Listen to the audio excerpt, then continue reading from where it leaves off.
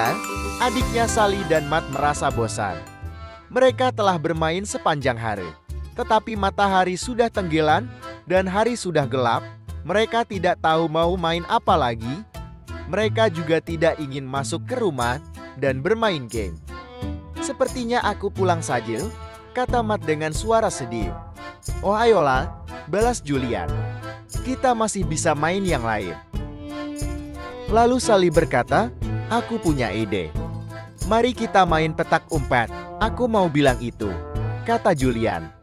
"Iya, kau selalu begitu," balas adiknya. "Kau selalu bilang kalau sedang memikirkan apapun aku katakan," ujar Sally dengan nada kesal. "Tidak," kata Julian dengan suara keras.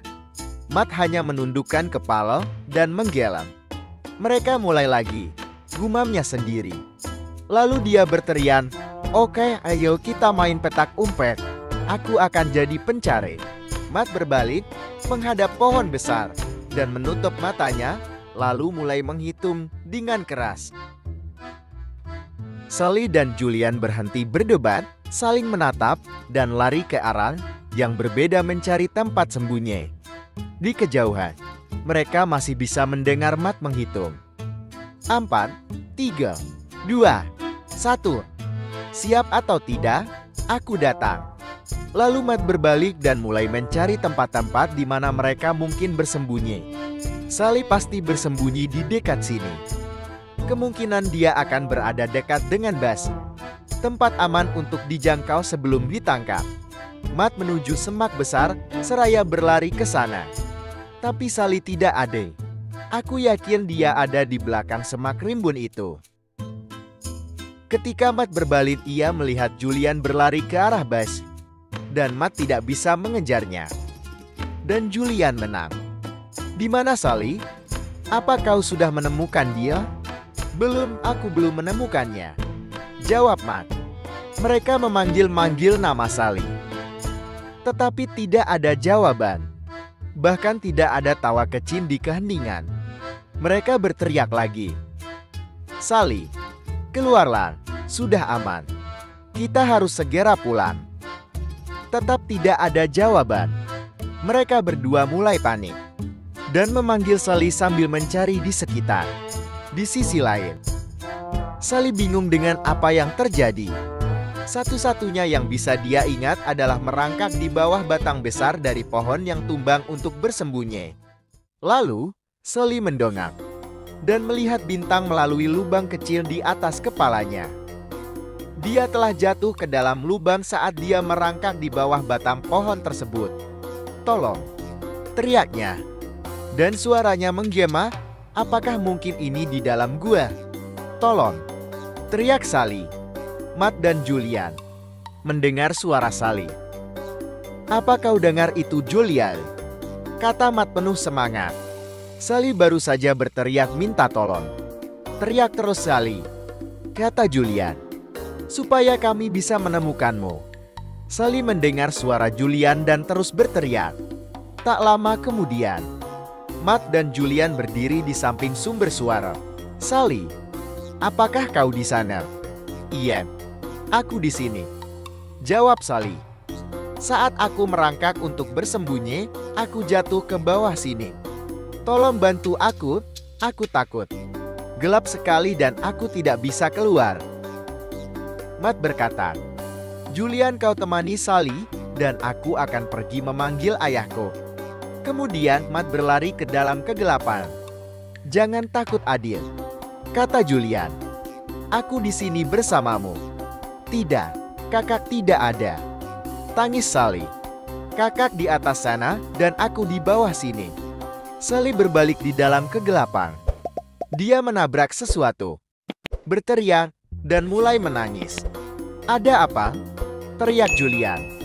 "Ada sesuatu di sini bersamaku," jawab Sally dengan suara gemetar.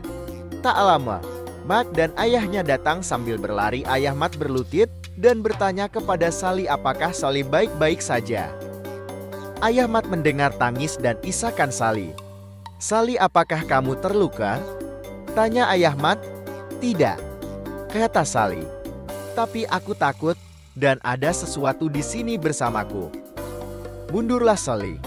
Aku akan menurunkan tali dan segera mengeluarkanmu. Ayah Matt mengikat tali ke pohon, lalu masuk ke dalam lubang itu. Sally dapat melihatnya turun dan berhenti menangis. Sally tidak sendirian lagi.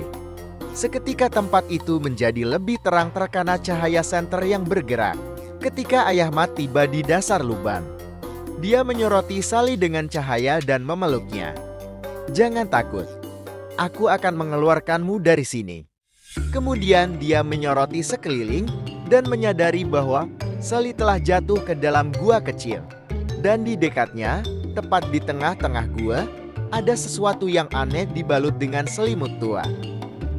"Matt, Julian, ada sesuatu di sini. Aku akan mengikatnya dengan tali dan aku ingin kalian menariknya keluar." "Baik," jawab Julian dan Matt.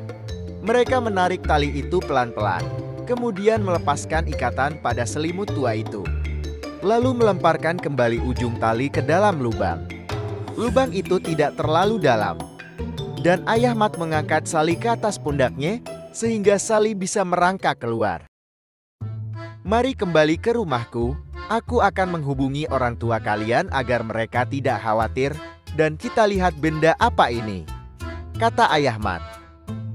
Ketika mereka sampai di rumah Matt, mereka mulai membuka benda itu. Dengan hati-hati melepaskan lapisan selimut dan sehingga terlihat sebuah kotak kayu. Dengan perlahan mereka membuka kotak itu dan memandangnya dengan kagum. "Ah, astaga," ucap Sally dengan tidak percaya. "Aku tidak percaya apa yang aku lihat."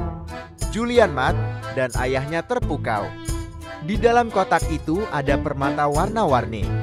Ada berlian, ruby, safir, dan zamrud dengan berbagai bentuk dan ukuran.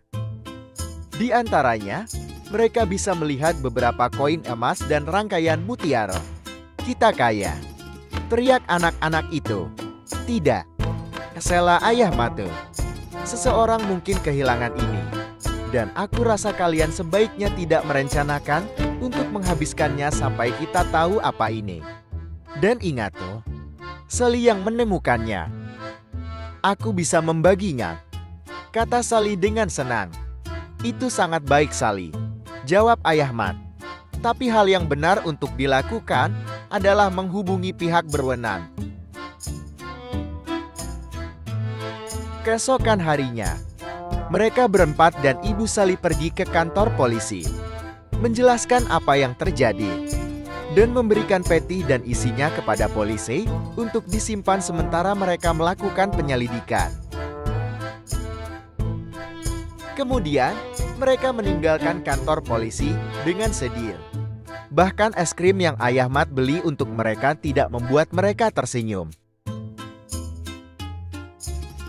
Beberapa minggu berlalu tanpa kabar dari polisi. Kemudian, suatu malam, Ayah Matt menelepon ke rumah Sally. "Polisi baru saja menelepon, dan aku pikir kalian sebaiknya datang sekarang. Aku takut ada berita buruk tentang peti itu. Polisi sedang dalam perjalanan dan akan menjelaskan semuanya saat kalian ada di sini," kata Ayah Matt. Sally dan Julian tidak banyak bicara selama perjalanan ke rumah Mark. Sally berpikir bahwa ini adalah berita buruk. Mungkin peti itu memang milik orang lain. Meskipun dalam hati kecilnya, merekalah yang kehilangan.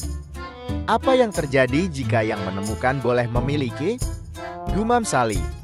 "Kau bilang apa, Sally?" Ibunya bertanya. "Oh, tidak apa-apa," jawab Sally. Lalu dia menghela nafas panjang dan sedih yang bergema di dalam mobil. Ketika mereka tiba di rumah Matt, polisi sudah ada di sana dengan peti itu. Saat Sally masuk, Kapten memperkenalkan diri dan berkata, "Sally, ini milikmu. Orang tuamu perlu menandatangani beberapa dokumen, tetapi kotak dan isinya adalah milikmu." Sally, Matt, dan Julian bersorak melompat kegirangan. Kemudian Sally berkata, "Apa berita buruknya, Paul?" Kapten tersenyum dan berkata, "Harta karun ini bernilai sangat banyak. Dan dengan kekayaan yang baru kamu temukan, merupakan tanggung jawab yang besar. Sally tidak begitu mengerti apa yang dimaksud oleh Pak Polisi. Dan menurutnya itu tidak begitu penting. Matt bertanya, apakah kamu akan membaginya, Sally?